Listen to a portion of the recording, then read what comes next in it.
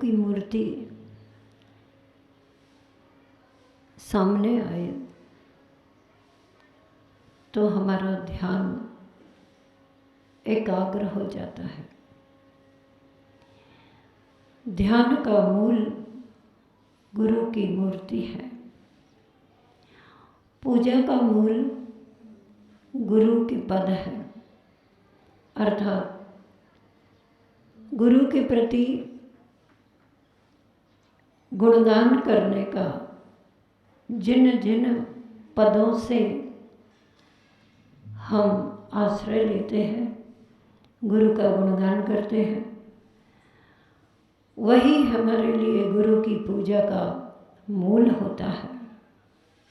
मंत्र मूलम गुरु वाक्यम, अर्थात मंत्र का मूल गुरु का वाक्य है।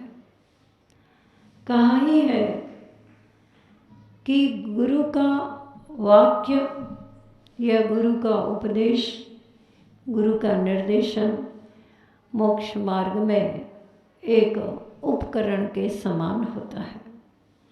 गुरु की विनय, यह भी मोक्ष मार्ग में एक उपकरण के समान होता है। ऐसे महान गुरु जो हम सभी को अपने जीवन में शांति सुख समृद्धि की खोज करने के निर्देशन देते हैं, जो सुख शांति सुख समृद्धि की खोज कर चुके हैं और जो अन्वेषण करना चाहते हैं, उनके लिए ऐसा मार्गदर्शन देते हैं कि अगर सामने वाला उस मार्गदर्शन में चले तो निश्चित तौर पर शांति सुख समृद्धि की खोज कर लेता है। और जो जो इस खोज में सफल होते चले जाते हैं, वे अपने आप को धन्यतम स्वीकार करते हैं और गुरु के महात्म्य का अपने जीवन में अनुभव करते हैं। अभी अभी आपने यहाँ खजुराहो अतिशय क्षेत्र के अध्यक्ष जी के द्वारा उन दिव्य पुरुष दिव्य गुरु आचार्य श्री जी के साथ उनके जो क्षण बीते, उन्हें जो धर्म के मार्ग पर आगे बढ़ने की प्रेरणा मिली। श्रावक का प्रथम कर्तव्य आचार्य वीरसेन स्वामी जी ने बतलाया है। दान शील मोह वासो चौ बेहो सावय धमो। श्रावक के धर्म है दान करना, शील अर्थात ब्रह्मचर्य का पालन करना, उपवास करना और प्रभु की पूजा करना। इन चारों कर्तव्यों के द्वारा, इन चारों कर्तव्यों का पालन करने से श्रावक के जीवन की शोभा होती है। साधु के जीवन की शोभा ज्ञान ध्यान तप की साधना करने से होती है, तो श्रावक के जीवन की शोभा दान पूजा शील और उपवास करने से होती है। आचार्य श्री जी हमेशा श्रावकों के लिए उपदेश देते हुए आचार्य वीरसेन स्वामी जी के द्वारा उपदेशित इन कर्तव्यों का जरूर उपदेश देते हैं। इस विषय में मैं क्या कहूँ, आचार्य श्री जी की कितनी बड़ी सोच होती है, लेकिन सामने वाला उस सोच को समझ नहीं पाता तो कुछ का कुछ भी सोचने लग जाता है। मैंने भी सोचा एक बार कि आचार्य श्री जी इतना महान आशीर्वाद दे रहे हैं, जगह जगह तीर्थ क्षेत्रों पर इतने बड़े बड़े विशाल जिन मंदिर बनने के लिए हजार हजार एक हजार 8 प्रतिमाएं जहाँ पर विराजमान होंगी, उनकी प्राण प्रतिष्ठा होगी, पंच कल्याणक महामहोत्सव वहाँ होंगे।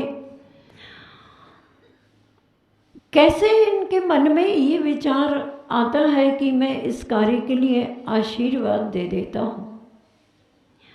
मैंने तो नहीं, किंतु एक ब्रह्मचारी जी आए, बंडा में थे हम लोग उस समय पर, चातुर्मास चल रहा था। उन्होंने बताया कि आचार्य श्री जी के पास जा रहा हूँ और मैं पूरी कोशिश करूँगा कि आचार्य श्री जी जब भी हमें समय देने योग्य समय पर मिलेंगे, मैं उनके चरणों में बैठूंगा और कुछ जिज्ञासाएं रखूंगा, उनकी पर्सनल जो भी व्यक्तिगत हैं। उन्होंने कहा, माता जी आपको भी कोई जिज्ञासा आ रही हो गुरु से पूछने के लिए ध्यान में, तो आप बता दीजिएगा। आपको जब गुरु जी मिलेंगे तब तो पूछ ही लेना, अभी आप बता दीजिए ताकि मैं चर्चा के बीच में इस जिज्ञासा को भी अपने ढंग से रख दूंगा। मैंने कहा ठीक है, मुझे तो यही जिज्ञासा है कि आचार्य श्री जी इतने बड़े बड़े और इतने विशाल तीर्थ क्षेत्रों पर विशाल जिनालयों के निर्माण के लिए जो आशीर्वाद दे रहे हैं, वो किस उद्देश्य से दे रहे हैं, मुझे जानने की जिज्ञासा है। तब वो गुरु जी के निकट पहुँचते हैं और समय योग्य समझ करके उनके चरणों में बैठते हैं। जिज्ञासा समाधान में जो हमेशा हमेशा से तत्पर रहते हैं, उन्हें कोई प्रयास नहीं करना पड़ता। उनके ज्ञानावरण कर्म का शोषण इतना तीव्र है, अधिक है, कि जब जो व्यक्ति जैसी जिज्ञासा करे तुरंत उसका समाधान मिल जाता है। ब्रह्मचारी जी ने अपनी चर्चाएं प्रारंभ की और समाधान मिलते गए, संस्मरण मिलते गए, गुरु के अनुभव प्राप्त होते चले गए, गुरु वचनामृत का अनुपान करते चले गए। आप भी अपने जीवन में गुरु वचनामृत का अनुपान जब करते हैं, कितनी सुख शांति की अनुभूति होती है। वे क्षण हमारे जीवन के अमूल्य क्षण होते हैं, अनुपम क्षण होते हैं। उन्हीं क्षणों का स्मरण करने के लिए आप सभी यहाँ उपस्थित हैं, हम सभी यहाँ उपस्थित हैं और कर रहे हैं और कह रहे हैं, आओ करें गुरु गुणगान। ब्रह्मचारी जी ने जिज्ञासा रखी। आचार्य श्री जी जगह जगह पर, तीर्थ क्षेत्रों पर अथवा शहरों में, विशाल प्रांगण में विशाल जिनालय के निर्माण के लिए आप आशीर्वाद दे रहे हैं। आपको ऐसा कितना विश्वास है कि ये जिनालय बन करके तैयार हो जाएंगे, और किस उद्देश्य को लेकर के आप ये आशीष प्रदान करते हैं। तब आचार्य श्री जी ने जो कहा वह हम लोगों को ब्रह्मचारी जी ने आकर के बताया था। बोले, माता जी आपकी जिज्ञासा का समाधान लेकर के आया। क्या दिया? उन्होंने कहा कि देखो, श्रावक का धर्म क्या है, इस विषय में भगवान महावीर स्वामी ने ही नहीं, सभी तीर्थंकरों ने उपदेश दिया। दान करना, पूजन करना, शील और उपवास, दान को सर्वप्रथम रखा है। सभी श्रावक सभी प्रकार का दान नहीं कर सकते, लेकिन जब एक विशाल जिनालय का निर्माण होगा तो उस स्थान की पूरी समाज मिलकर के जिनालय का निर्माण करेगी। घर गृहस्थी के कार्य करके दिन भर पाप कमाता है, व्यवसाय करता है, और इस व्यवसाय से धनार्जन में पाप का अर्जन होता है, आरंभ सारंभ होता है, परिग्रह का एकत्रीकरण होता है। उसके जीवन में पाप ही पाप होता है। इसलिए विचार आया कि ग्रह कर्मणापि निचितम कर्म विमर्शि खलु ग्रह विमुक्तानाम। दान दे तो रुधिर मरम धावते वारी, ऐसा होगा जो कि आचार्य समंत भद्र स्वामी जी ने कहा कि जो ग्रह कार्य करके पाप का अर्जन करता है वह ग्रह विमुक्त साधुओं के लिए आहार दान देता है तो उस ग्रह कार्य से जो पाप का दाग होता है वह साफ हो जाता है। किस तरह? जिस तरह की कपड़े में लगा हुआ रुधिर का दाग जल के द्वारा साफ हो जाता है। वारी का काम करता है अर्थात जल का काम करता है दान, गृहस्थों के लिए पाप का अर्जन का जो दाग लगा है उसको साफ करने के लिए। इसलिए मैं तो उदार दिल से आशीर्वाद दे देता हूँ और एक हाथ से नहीं दोनों हाथों से आशीर्वाद दे देता हूँ, जिससे कि श्रावक अपने धर्म में आगे बढ़ सके, यथाशक्ति दान देकर वह अपने पाप का विसर्जन करने का अवसर प्राप्त कर सके। देखिए कौन सोच सकता है इस बात को? कोई भी कह सकता है क्या ख्याति प्रसिद्धि के लिए आचार्य श्री जी इतने बड़े बड़े जिनालयों को बनवा रहे हैं ताकि उनका हजारों वर्षों तक नाम रहे आदि आदि। लेकिन जब गुरु से जाना कि आपका उद्देश्य क्या है तब पता चला उनका उपदेश तो श्रमण संस्कृति की सुरक्षा तो है ही है और इसके साथ साथ श्रावक के जीवन में कैसे हित होगा, वे अपने जीवन में धर्म संस्कृति में कैसे आगे बढ़ सकते हैं, ये उद्देश्य उनके साथ में है।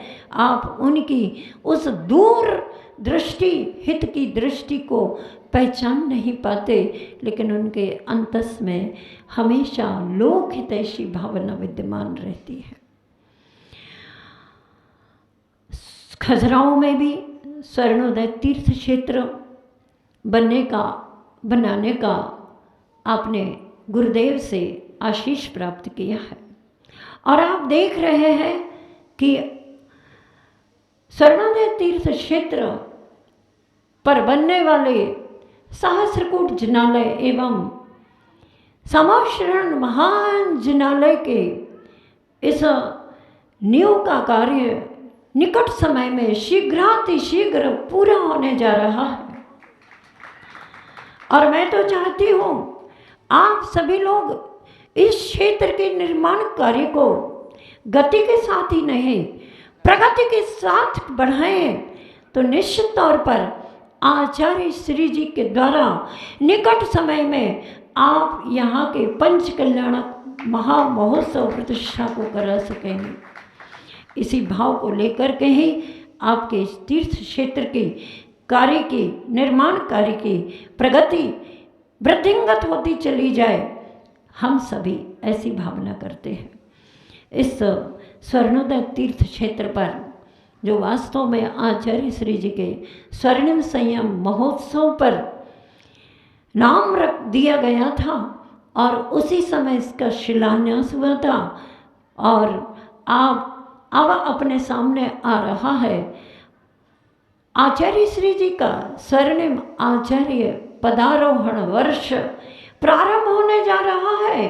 कुछ ही समय में, बस अब ज़्यादा समय शेष नहीं है। 22 नवंबर 2021 से 22 नवंबर 2022 तक का ये जो वर्ष है आचार्य पदारोहण स्वर्णिम महोत्सव वर्ष है। हम सभी आज से क्या, शरद पूर्णिमा से क्या, जब से गुरुदेव को पहचाना है तब से उनके गुणगान कर रहे हैं और आगे जब तक जीवन में श्वास है तब तक उनके गुणगान करते चले जाएंगे। गुरु का गुणगान कौन से ध्यान में आता है? इस बात को मैं क्या कहूँ, आचार्य श्री जी ने स्वयं ने कहा, क्योंकि वे अपने गुरु के इतने गुणगान करते हैं, इतने गुणगान करते हैं कि वो आज जिस रूप में है वो ये स्वीकार करते हैं जो कुछ भी हो रहा है वो सब गुरु जी के आशीर्वाद से हो रहा है। आचार्य ज्ञान सागर जी महाराज की गुरु कृपा आचार्य श्री जी पर वर्षी। जैसे अभी आप कह रहे थे, हमारे ऊपर गुरु की कृपा वर्षी, हम धन्य हो गए। आचार्य श्री जी अपने समय में अपने आप को धन्य मान रहे थे जब उनके ऊपर साक्षात उनके गुरु आचार्य ज्ञान सागर जी की कृपा बरसती थी। वे अपने जीवन में शांति की अनुभूति करते थे, अविद्या अध्ययन में हमेशा संलग्न रहते थे, ऐसी तत्परता के साथ अध्ययन करते थे कि आचार्य श्री जी वहाँ के राजस्थान के अजमेर के जो कजोड़ी मल जी है ना, कजोड़ी मल जी नाम सुना होगा आप लोगों ने, वे हमेशा आचार्य ज्ञान सागर जी के निकट रहते थे। जब दक्षिण सदलगा ग्राम से ब्रह्मचारी विद्याधर आचार्य ज्ञान सागर जी के दर्शन करना चाहते थे, वे वहाँ पर पहुँचते हैं अजमेर। आचार्य श्री जी का खोज करते हैं, कहाँ है कहाँ है कहाँ है। अचानक एक व्यक्ति कजोड़ी मल जी के पास ले जाते हैं। वहाँ ब्रह्मचारी विद्याधर जी को देखते हैं वो, अच्छा क्या है, क्या काम है, कहाँ से आए हो, सब बता दिया गया। आचार्य ज्ञान सागर जी के दर्शन करना, आओ पहले स्नान कर लो, भोजन कर लो, इसके बाद हम आपको आचार्य श्री जी के दर्शन कराने किशनगढ़ में ले चलते हैं। उन्होंने कहा नहीं। ब्रह्मचारी विद्याधर जी कहते हैं मैं भोजन तो बाद में करूँगा, आज तीसरा दिन है मेरा उपवास का, जब तक मुझे गुरु के दर्शन नहीं होंगे तब तक मैं अन्न जल ग्रहण नहीं करूँगा। इस दृढ़ प्रतिज्ञा को देखकर वे शीघ्रातिशीघ्र गुरु ज्ञान सागर जी के चरणों में ले गए। आचार्य ज्ञान सागर जी ने उनको देखा और देखते ही परख लिया, परखा, पूछा कहाँ से आया, क्या नाम है तुम्हारा? दक्षिण सदलगा से आया हूँ, विद्याधर नाम है मेरा। क्या विद्याधर? अच्छा, तो विद्या को प्राप्त करना चाहते हो? जी हाँ, मैं विद्या को प्राप्त करने आया हूँ, आप हमें विद्या प्रदान कीजिए। कौन सी विद्या? मोक्ष मार्ग में जो भी विद्या हमें सहयोगी होगी उस विद्या को प्राप्त करना चाहता हूँ।